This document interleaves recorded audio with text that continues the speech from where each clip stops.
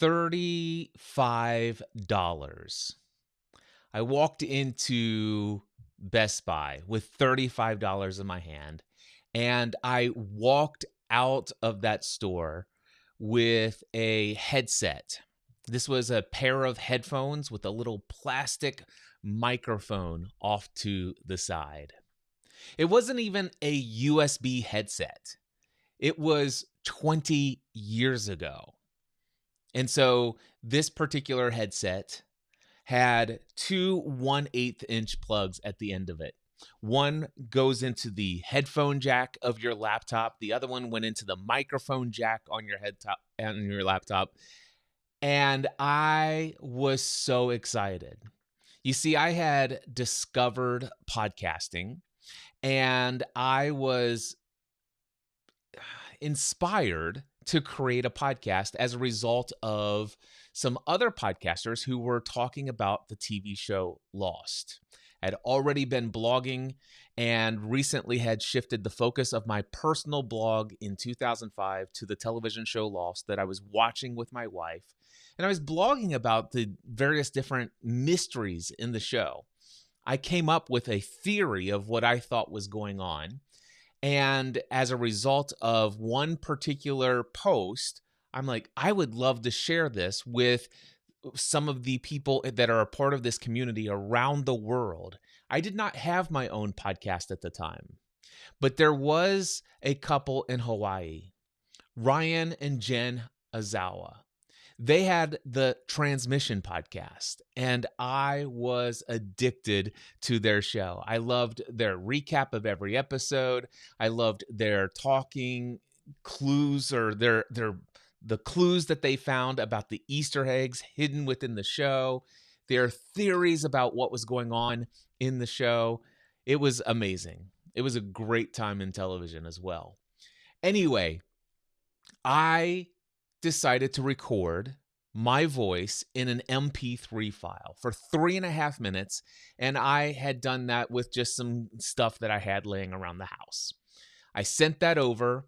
They played my audio feedback, me explaining my theory that I had posted on my blog, and there was a call to action if they wanted to see my evidence for my theory, side-by-side screenshots of different screenshots from different episodes to back up everything that I had to say, that they should check it out. And Ryan and Jen played my audio in their podcast, and that changed everything. So I'll spare the really long story and just tell you that right after that happened, I woke up the next day and loaded up my blog to write something more, to check the comments, whatever the thing was. But I got a little bit of a surprise. You see, when I logged in or went to log in, it said account suspended. I'm like, what? And then right below it, it said bandwidth exceeded. And then right below that, contact billing department. I'm like, oh my gosh, what happened?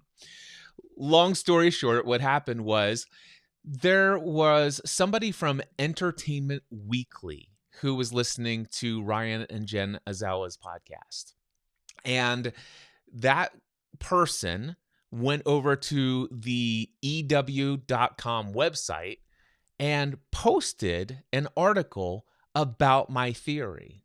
They mentioned my guest appearance, my 3.5 minutes of fame on the Transmission podcast, and they put a direct link to my blog. Now, prior to this, I had been blogging since 1996. This is 2005. So nearly a decade, and the most that anybody has ever trafficked onto my website is like 300 people per month, 300 unique people per month. And here, EW.com, as a result of hearing my voice on the Transmission podcast, sends hundreds of thousands of people overnight to my blog. Now, the problem is that back in the day, I did not optimize anything. I had very large files. And as a result of that, the bandwidth for delivering all of that content, it was significant.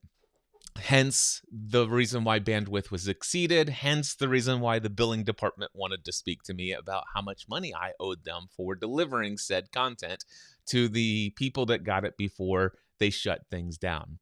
Anyway, all of that to say that a single $35 investment changed my life, because what happened was, after I got that all sorted out, my blog went back online. I optimized my images, and people still were flooding to my website. I got my dog upstairs. He's barking. Anyway, sorry about that. And also, I forgot that I was streaming live. Yeah, that's fun when that happens, right? When you're live.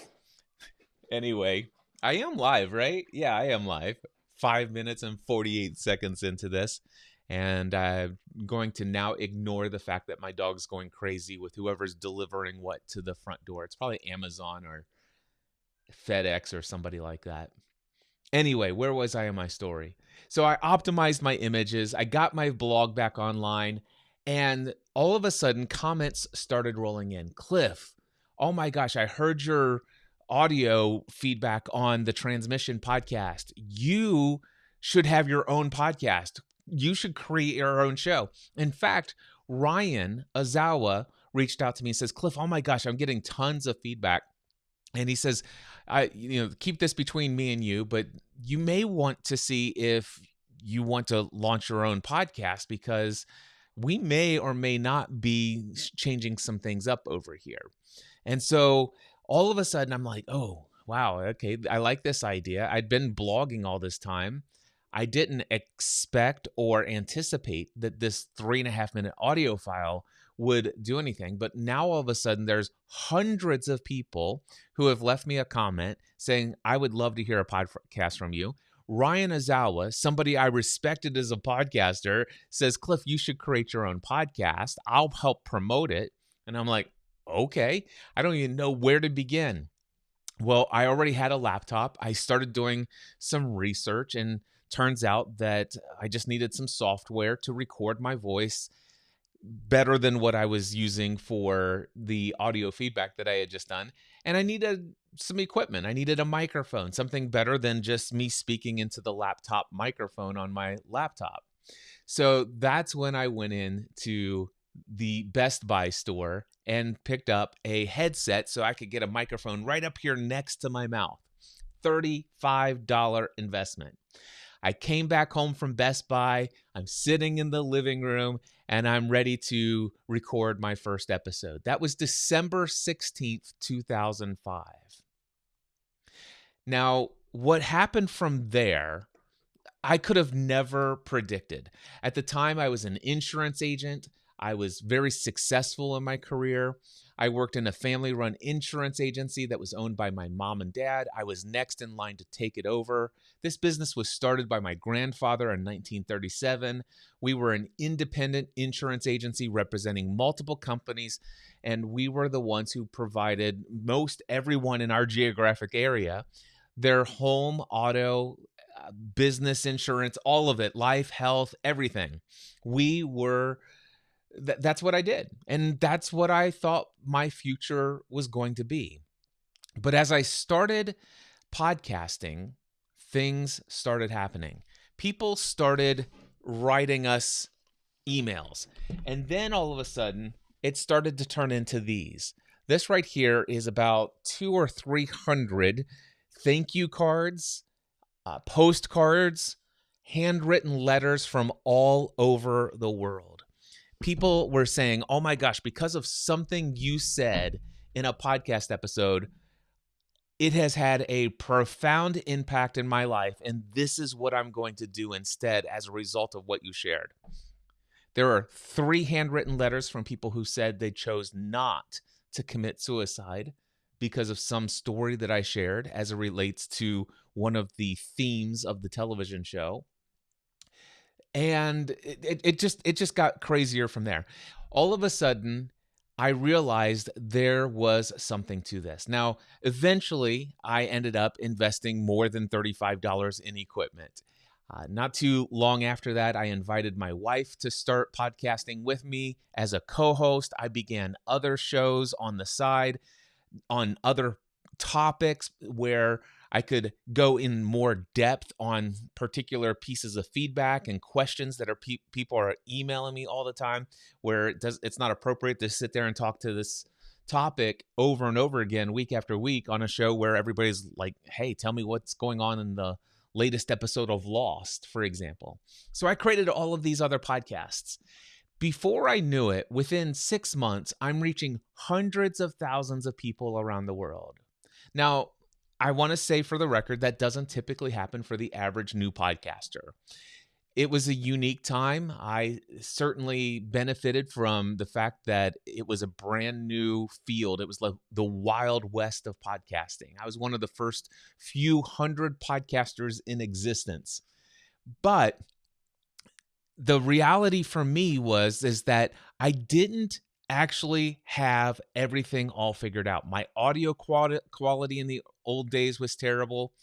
My communication style was terrible in the beginning. I didn't know how to edit audio. It was in spite of that things really took off. I think there's a lot to be said about starting with what you have right now. In fact, if I look at all of the people I know who are incredibly successful today in their online business or as a course creator or somebody who's out there as a thought leader today, I remember starting right around the same time that those individuals start. And I remember their first audio podcast episodes. I remember their first few YouTube videos. It's bringing smiles to my face as I think about some of our earlier YouTube videos. But we just started with what we had. And we're not talking about just equipment. We're talking about skill level, communication level, emotional intelligence level. We just got started. We had a dream of putting our voice out into the world and riding the wave of wherever that would take us. Now, I do believe that one could benefit from learning how to apply some of the things that over the course of the past 20 years. Boy, if I knew in that first 6 months what I now know after 20 years of doing all of this, what would I have done differently? There's a lot you could benefit from. In fact, maybe another time I'll talk about how the fact that I also invested a gallbladder in this journey of online business. And that certainly was an investment that could have been avoided. Lots of stress and worry and anxiety during the first year of self-employment. So much of that could have been avoided knowing what I know now, but I didn't know it then. So I'm not going to tell you to just invest $35 and go out there and create content and put your voice out into the world and you're going to have hundreds of thousands of subscribers. That's not what I'm going to tell you. What I'm going to tell you, though, is that you don't need a 3-camera setup with professional lighting and a $20,000 studio. In fact, I, over the years, had invested nearly $10, $15, $20,000 worth of production equipment, super high end, multiple cameras, HD cameras, and everything. And today, right now, I'm looking into a $250 4K webcam. I'm still using my fancy microphone, but the equipment that I'm recording into, it's the Rodecaster Pro 2. You could get by and do exactly what I'm doing with a device that's much less expensive than that. And that's it. That's all I'm doing right now. I mean, I'm just sitting here, decided to go live with a little bit of software that's available to anyone. You could do it for free. But if you had some of the insights, there are a couple of things that I wish I would have known back then. And I'll share some of those with you right here, right now.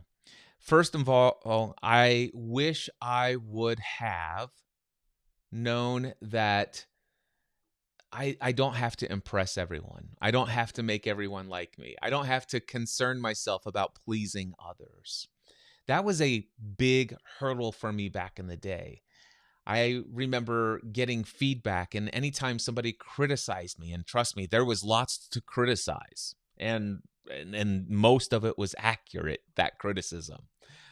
But still, it hurt much more than it needed to.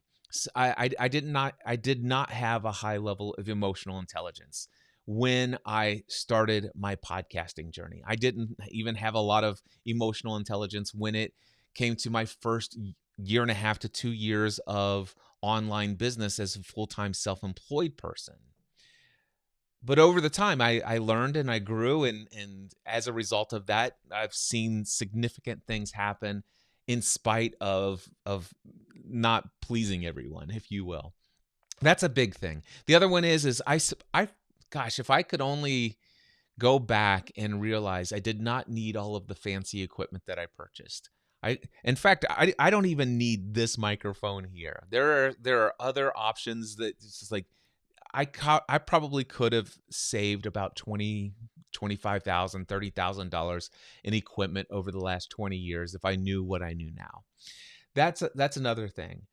The community is everything. If there's one thing that I have learned over this journey is one of the reasons things truly took off was because of the community that was built about around what I was doing. And it was just a natural expression of who I was. The people responding and saying, Cliff, thank you for sharing your email address. After sharing that most recent episode, you asked us to answer this question. Here's my answer. Here's my response. This is what's going on in my world. And I would just email those people back. And eventually I began creating content where I would speak to the most common things that were coming up. And I would call out people by name if they gave permission to do so. Otherwise, I would read their email and take out identifying information with their permission and read those emails, and people resonated deeply with what other people were going on in their lives. And then eventually I began creating online discussion forums, inviting people to come and not just interact with myself and my wife, but to interact with each other. We hosted in-person meetups in our home. People from all over the world came to our home to watch television shows with us and record podcast content with us. Those were the best of times, and they led to some of the most incredible things. I am so thankful for that $35 investment that I made at Best Buy in 2005. It only lasted, I only recorded one podcast episode with that particular microphone. But it was that one episode that kicked everything off. It was that one $35 investment that has now brought me to a place where in the last 20 years, I have launched more than 55 different podcast shows. I have published more than 4,800 podcast episodes. I've reached millions of people around the world with my voice, and hundreds of thousands of those people have interacted and engaged with me personally, many of them becoming lifelong friends and clients and customers, some of them mentors who have changed my life in the most profound, positive, and powerful way. It has been an incredible journey. And it all started because I started with what I had to work with. I had $35 in my pocket. I went to Best Buy. I bought that little pair of headphones with the little boom microphone on it. And I got started. And so my question for you is, are you waiting until everything's just right? Are you waiting until you have the big fancy television studio quality everything before you get started? Are you waiting until your communication is clear, succinct, perfect, without all of the ums and ahs?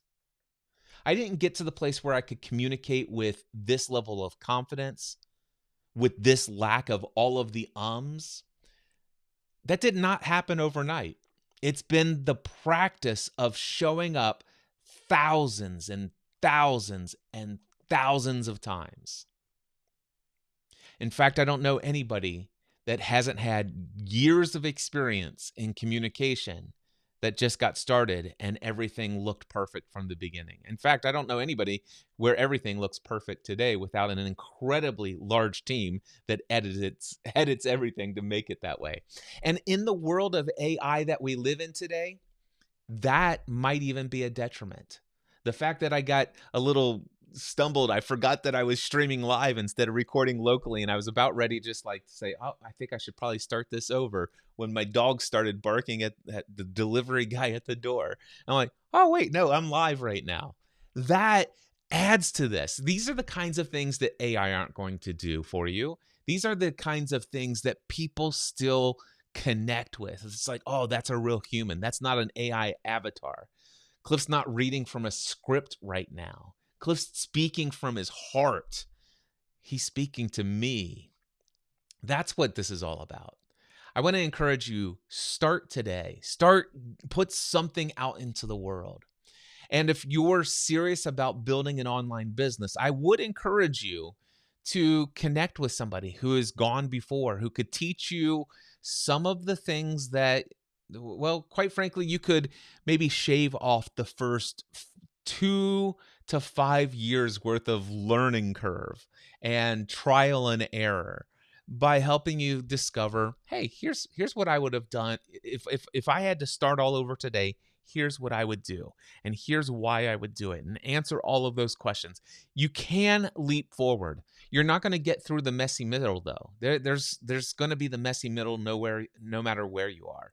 But if you think that it's going to be tens of thousands of dollars to get started, and 5 to 10 years before you get out there and you're going to be fully prepared and ready and show it, if you've been waiting for years to really get some consistent action and momentum towards your goals, I want to encourage you, start today. Start with what you have. A $35 decision, a purchase of $35 has brought me to the place where I am today. What is your $35 decision? What is your threshold that you are waiting to cross to create the life, not that you plan? I didn't know any of this was going to be in my future. By now I thought I'd own an insurance agency where my dad retired a few years ago. But is that where I'm at today? Absolutely not. I'm in a much better place. I have the freedom and flexibility to do work that I love, that's aligned with who I am, that allows me to tap into my zone of genius and to really meet people in a credible way, helping them free their voice, helping them to find work that's aligned. I love what I do. If you want to learn more about what I could do to help you, check out cliffravenscraft.com and click on the Work With Me tab. I've got a special offer for my Building an Online Business program. I'd love you to check it out. And until next time, I encourage you to get started with what you have. Talk to you soon. Bye-bye.